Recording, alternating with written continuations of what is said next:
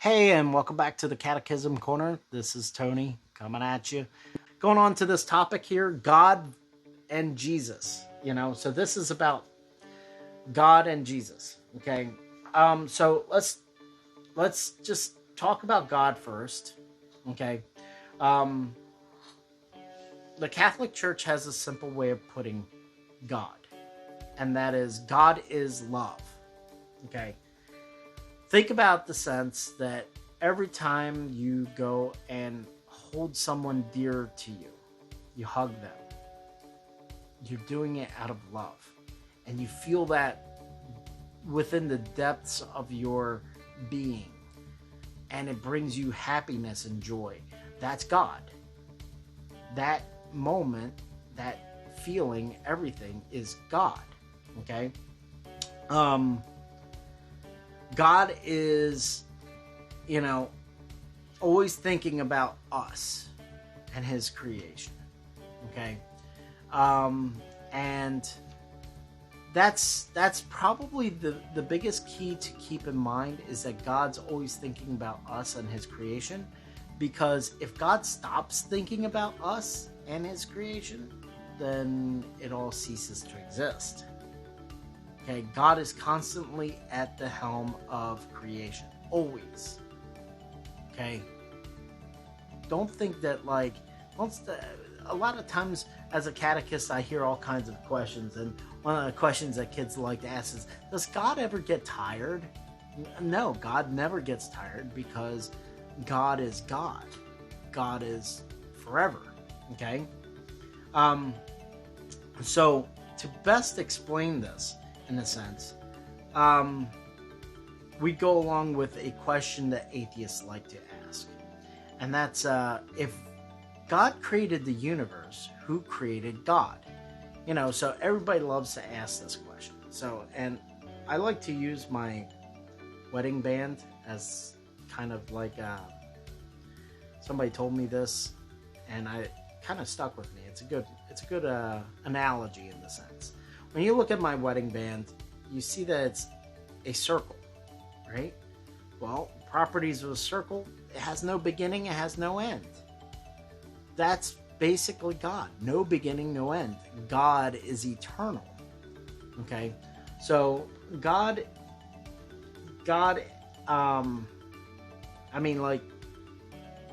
it goes back to even that question of which came first, the chicken or the egg, sort of thing.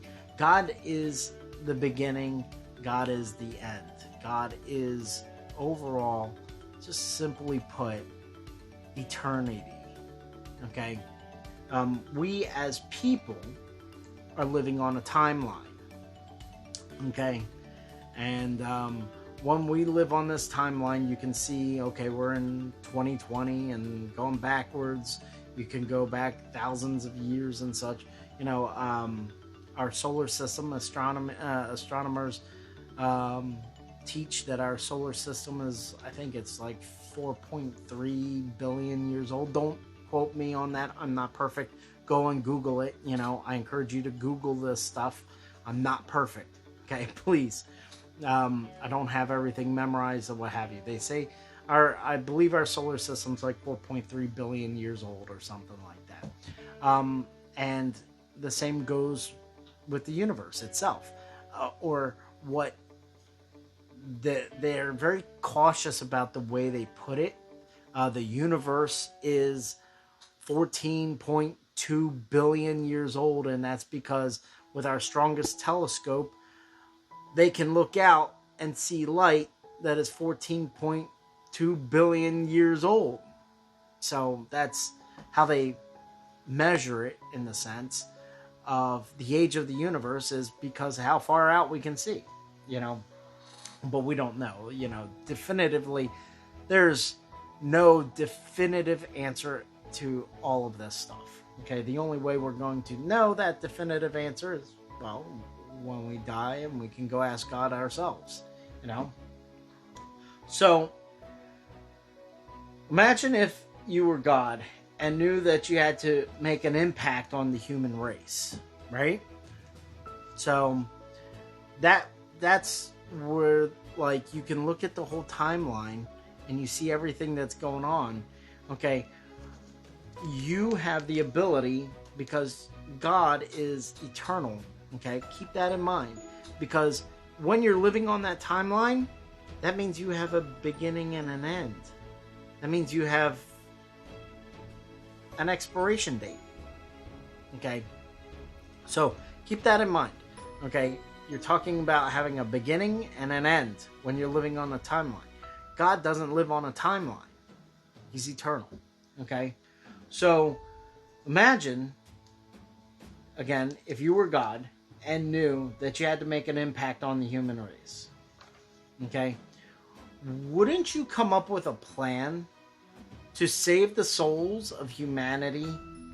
You know, in order for everyone to go to a place where they have peace for eternity? Wouldn't you come up with a plan for that? I mean, he is all powerful. So this goes back to like the whole, why did he create the whole universe, or what's the meaning of life, you know, however way you want to phrase it. So keep in mind, so when you think about that, God started with heaven, and he's built it for all of our souls, you know, to find that true peace. However, God knew that we needed to be prepared for it. Okay? That it's not something that's just going to be easy. And we're going to say, okay, yeah, just let's do it. No, our human arrogance gets in the way. So God designed life with a beginning and an end. That's why there's a timeline. Okay? He did it so we would be able to experience both good and evil. Okay? Good and evil. Okay? Keep that in mind. All right? Not only did he put all this stuff into the design of things, okay, but he also put himself into the plan. Okay? That's where Jesus comes into play. Jesus is the incarnation of God. Okay?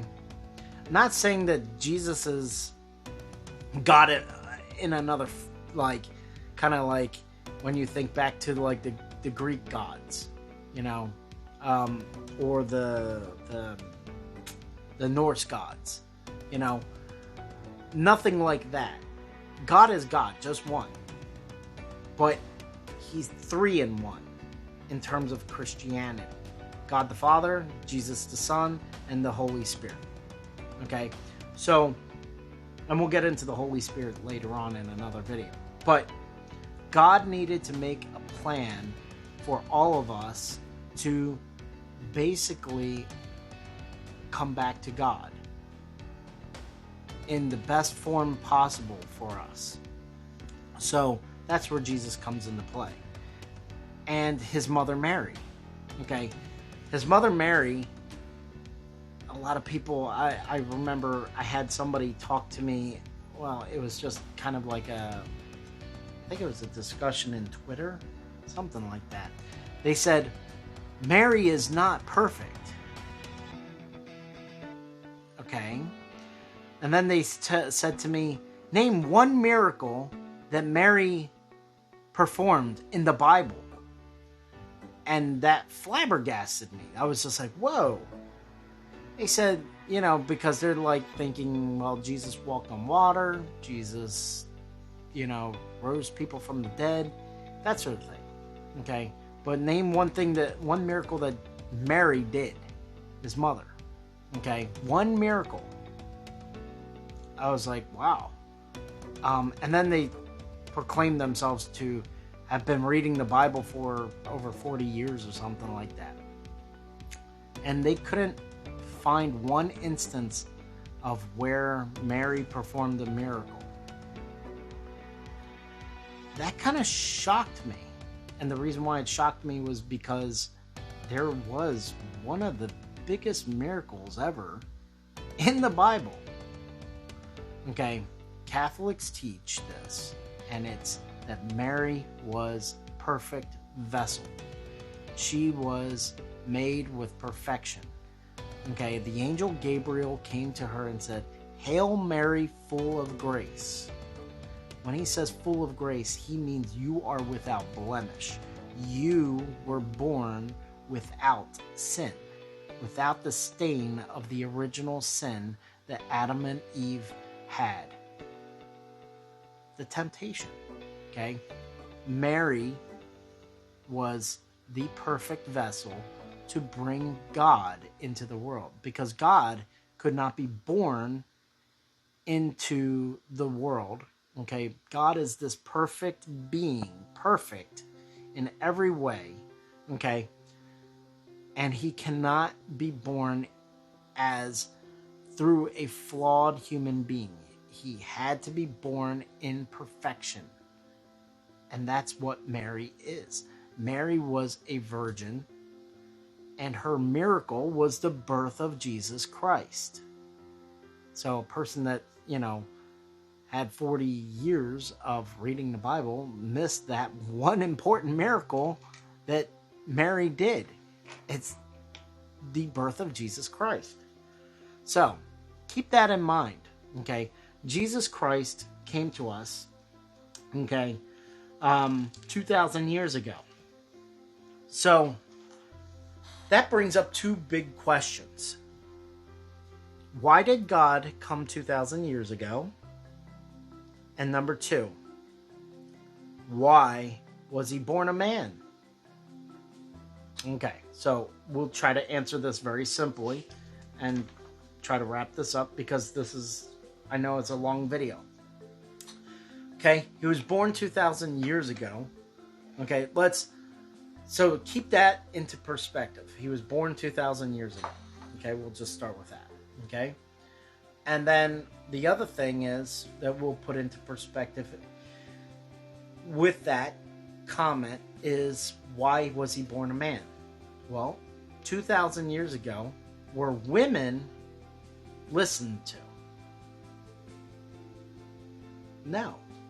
Women were not listened to by men. If he was born as a woman, he wouldn't have been able to make the impact that he's made as a man. It's not a men versus women sort of battle here. This was about making an impact on the timeline. That's what that was about. Now, speaking of the timeline, why was he born 2,000 years ago? Why not today? Well, let's analyze it from this perspective. Okay? 2,000 years ago, performing the miracles that he did, he knew people would be able to honestly take it and have less questioning about it. Whereas today, it's like walking on water. We can use that as the example. Okay, we've seen tons of YouTube videos, you can find them, where people walk on water today. Why? Well, because they put plexiglass underneath the water, underneath the surface of the water, and then they can sit there walk, and it looks like they're walking on water. We've seen that in movies, we've seen that in YouTube, that sort of thing. Okay, so God coming and doing that in today's time would not have an impact. Okay. Furthermore, okay, we have to think about this. God wanted to make a huge impact. God can see the whole timeline because God is living outside. He's that circle. He's eternity. He's living outside of the timeline. Okay? And that is a very key fact and point to keep in mind. He's living outside of the timeline. He could be born in any point. I like to ask my kids this question, my 6th grade kids and other students. Was God there in 1945? Yes. They're going to answer that. Yes. God was there. Was God there in 1776? Yes. Was God there in 1492? Yes. God is in every single time period. He's even in 2532. Year 2532. He's there. God is in every single time period. It's God chose to be born 2,000 years ago. And the reason why, if it hasn't become apparent yet, is actually fairly simple. If God sees the entire timeline, he knows where the population is at. Think about that. What I just said.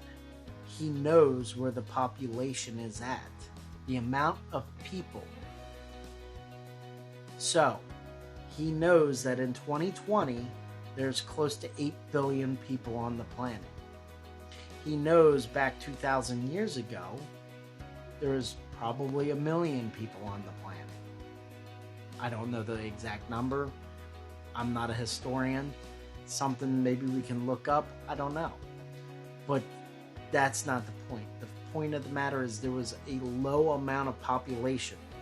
And in order for him to spark that fire among the people, he had to make an impact in a small area and open it up to everybody. He started with the Israelites, the Jewish people. And then he told his disciples, the apostles, don't just stay here, start going to the Gentiles or the outsiders, okay? So when he was gone, he said that, you see?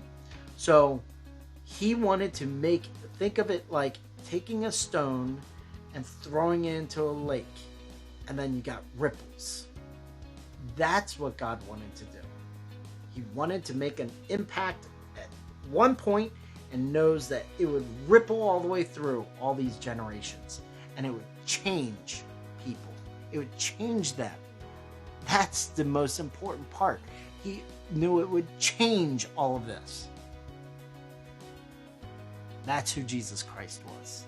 He died on the cross to martyr himself and to begin his ministry as the first person. He wasn't even Christian, but he sparked Christianity. He started the Catholic Church by saying, Peter, you are my rock, and upon this rock I build my church. And Peter became our first pope for the Catholic Church. And the rest is history. I hope this was illuminating for you. Hopefully you're ready to go for the next video. God bless you. Have a great day. If you like this video, subscribe to our channel below and click the notification bell for when we upload new content. Thank you for your valuable time, and may God bless you always with love, laughter, and memories for eternity. And have a wonderful day.